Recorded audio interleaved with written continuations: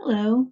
This week we're going to think about forgiveness, what it means to us in our lives, and how forgiveness is a part of what happened when Jesus died. Let's look at three examples of how Jesus was forgiving during the last week of his life. With Judas, Jesus knew ahead of time that Judas would turn against him and lead the soldiers to arrest Jesus. But Jesus still chose to love him, sharing the Last Supper with him and washing his feet. Jesus' friend Peter acted like he didn't even know Jesus after he'd been arrested. But Jesus forgave him, not just one time, but 3 times after he was resurrected. After Jesus had been put on the cross and was dying, he said, "Father," he was talking to God, "Father, forgive them. They don't know what they're doing." He said this about the soldiers who nailed him to the cross and about the people who demanded that he be killed. But he also probably meant everyone who's ever lived. We all need forgiveness because we all don't know what we are doing.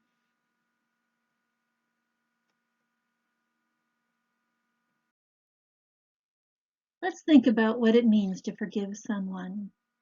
Say, for example, that I have broken my husband's favorite coffee cup. I did something that made him sad, and he might be mad at me for breaking his cup. What is forgiveness? Forgiveness is making the decision not to be mad at the person who's done something bad to you. In my case, it would mean my husband deciding not to be mad because I broke the cup. Why do you think someone would ask for forgiveness? And why do you think someone would offer to forgive someone? Forgiveness can bring peace and heal a relationship. If my husband forgives me, I feel better knowing he's not angry at me. It's like a load has been lifted off my shoulders because I would feel so bad to have done something that would make him sad.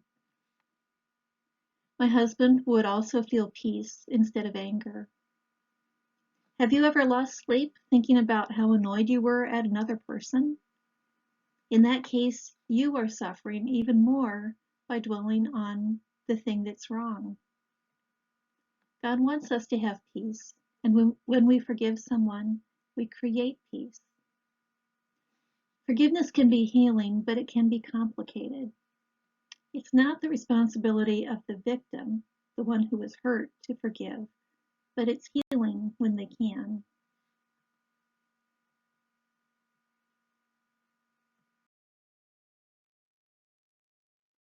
When you forgive someone, what can you expect from the person that you forgave? We don't have to tell the person that we forgave them, so they might not even know. We can forgive someone without necessarily wanting to be friends with them. For example, if someone were to burn down my house, it would be hard for me to forgive them because that's a pretty terrible thing. But if I chose to forgive them, I could without actually having to talk to them. And it doesn't mean that I would necessarily be friends with them, but just that I would have peace in my heart, knowing that I wouldn't be thinking about how mad I was at them. I wouldn't be angry anymore, and so I would feel better. When we ask for forgiveness, does the other person have to give it? No, it's a free choice, so they don't have to do it. But when we ask for forgiveness, that is, when we say we are sorry, it usually does make the other person feel better because then they know that we are acknowledging that they didn't deserve to have that thing happen to them, and we know that it was bad, and we feel bad about that. So just asking for forgiveness, just for apologizing, is healing, even if they don't, if they're not able to forgive at that time.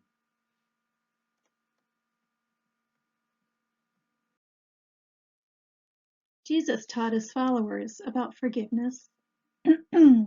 Once someone asked him how often he should forgive his brother. Um, and Jesus said, I do not say to you up to 7 times, but up to 70 times 7, which that would be what, 490 times? And Jesus probably meant even more than that.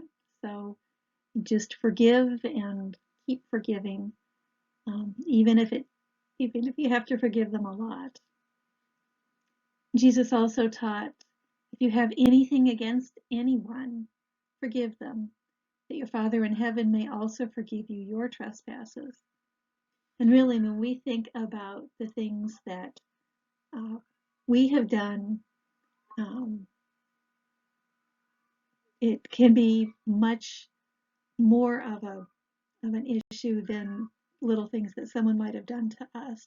So just remembering that we've been forgiven by God should make it easier for us to forgive other people.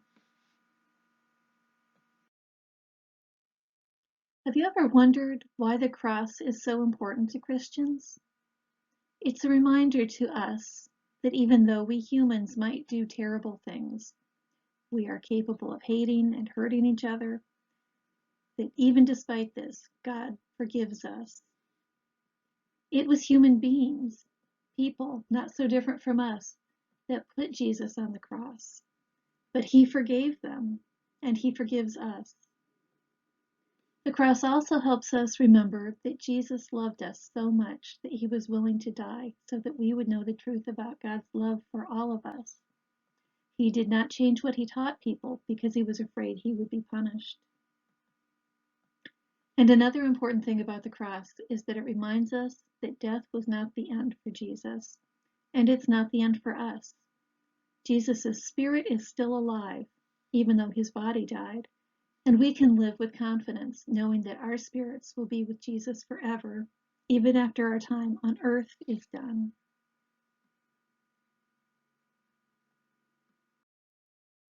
God shows us unconditional love by forgiving us for even the most terrible things. A loving response from us is not to just do whatever we want, knowing that we'll be forgiven, but to do what God wants, which is to love each other. And loving each other includes forgiving each other as much as we can, and asking for forgiveness if we've done anything that might have hurt someone else. Well, that's all for now. I hope you have a good week, and we'll talk to you next time. Bye-bye.